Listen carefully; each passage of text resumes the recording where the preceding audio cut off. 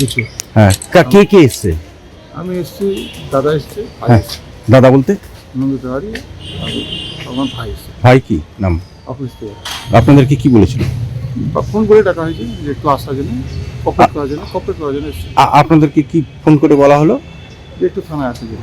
শুধু আপনাকে না ডেকেছেন আর নরেন্দ্রনাথ তিওয়ারি? তিনজনকে বলেছি যে আসতে। তিনজন বলতে নরেন্দ্রনাথ তিওয়ারিকে? হ্যাঁ। নরেন্দ্রনাথ তিওয়ারি তো এখন টাউন সভাপতি তৃণমূলে। হ্যাঁ হ্যাঁ, তৃণমূলে তৃণমূলে টাউন সভাপতি। আর কি হিন্দি সেলের জেলা সভাপতি? জেলা সভাপতি। তো এর মানে এই দুলাল সরকার খুনের সাথে কতটা কি বলতে পারবো না, এটা আমি তো জানি না, আমি রাজনীতি করি না, রাজনীতি সম্বন্ধে কিছু জানি না। আর এগুলোর মধ্যে আমাদের বাড়ি কেউ নাই। এর আগে তো ইয়ে হয়েছিল 2022 সালে একটা গোলমাল হয়েছিল। ওটা তো এখন ওই সময় হয়েছিল, কি হয়েছিল? ওই একটা ছোট মোটো ঘটনা হয়েছিল, ওটা বেশি কথা বলা কেন বন্ধ ছিল আপনার সঙ্গে বা নরেন্দ্রনাথ তিওয়ারির সঙ্গে? দুলাল সরকারের কথা বলা কেন বন্ধ? দুজনে সকলেই তো তৃণমূলেরই লোক, তাহলে কথা বলা কেন? সেটা বলতে পারবো না, ওদের রাজনৈতিক ব্যাপারটা আমি ঠিক না, জানি না। গন্ডগোলের পর থেকেই বন্ধ ছিল।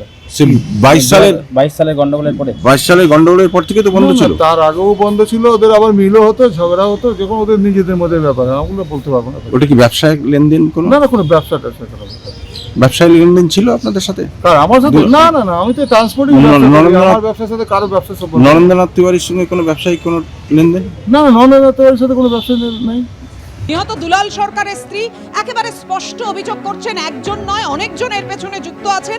রাজনৈতিক নেতৃত্ব যারা নিজেদের ফায়দা তোলার জন্য দুলাল সরকারকে খুন করেছিলেন। কথা বলবো, আমাদের সঙ্গে রয়েছেন আমাদের প্রতিনিধি করুণাময় সিংহ। করুণাময়, এর আগেও দুলাল সরকারের স্ত্রী এটা স্পষ্ট করে দিয়েছেন কোনো বিরোধী দল নয়, একেবারে এই দলেরই এমন কিছু নেতা আছেন যারা বিকৃত মস্তিষ্ক এবং যাদের নিজেদের ফায়দা তোলার জন্য বলতে চেয়েছেন এইভাবে যে তারা নিজেদের ফায়দা তোলার জন্য রাজনৈতিক কারণেই দুলাল সরকারকে খুন করিয়েছেন। তো এই যে নরেন্দ্রনাথ তিওয়ারি, ধীরেন্দ্রনাথ তিওয়ারি এবং অখিলেশকে টানা জিজ্ঞাসাবাদ করছে পুলিশ, কি সূত্র রয়েছে, কি যোগসূত্র রয়েছে এদের সঙ্গে?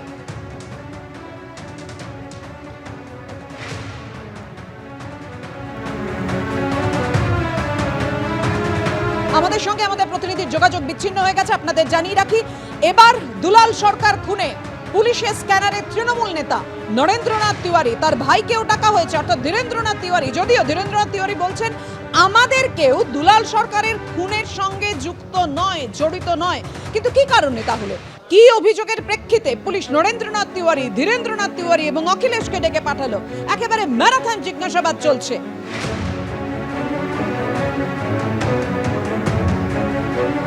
দুলাল সরকারের খুনে 5 দিন পেরিয়ে গেলেও এখনো পর্যন্ত পুলিশ কাউকে গ্রেফতার করতে পারেনি। কথা বলবো, আমাদের সঙ্গে রয়েছেন আমাদের প্রতিনিধি করুণাময় সিংহ। করুণাময়, ধীরেন্দ্রনাথ সরকার তিওয়ারি ইতিমধ্যেই জানিয়েছেন যে এই দুলাল সরকার খুনে তাদের কোনো যোগাযোগ নেই। তাদের বলতে তিনি কি বোঝাতে চেয়েছেন এবং কি অভিযোগে তাহলে পুলিশ এদেরকে ডেকে জিজ্ঞাসাবাদ করছে? দেখো, অভিযোগ অস্বীকার করেছেন ধীরেন্দ্রনাথ তিওয়ারি, অর্থাৎ নরেন্দ্রনাথ তিওয়ারির ভাই। তিনি এই অভিযোগ অস্বীকার করেছেন, কিন্তু তোমাকে বলে রাখি পুলিশ মনে করছে এই ঘটনায় তাদের যোগ থাকতে পারে। সেই কারণে পুলিশ নিশ্চিত হতে চাইছে যে দুলাল সরকার খুনের ঘটনায় কারা জড়িত রয়েছে নিশ্চিত হওয়ার জন্যই কিন্তু নরেন্দ্রনাথ তিওয়ারি, যিনি জেলা মালদা ইংরেজবাজার শহর তৃণমূলের সভাপতি, তাকে ডেকে পাঠানো হয়েছে, তার দুই ভাইকে ডেকে পাঠানো হয়েছে এবং দীর্ঘক্ষণ ধরে জিজ্ঞাসাবাদ চলছে।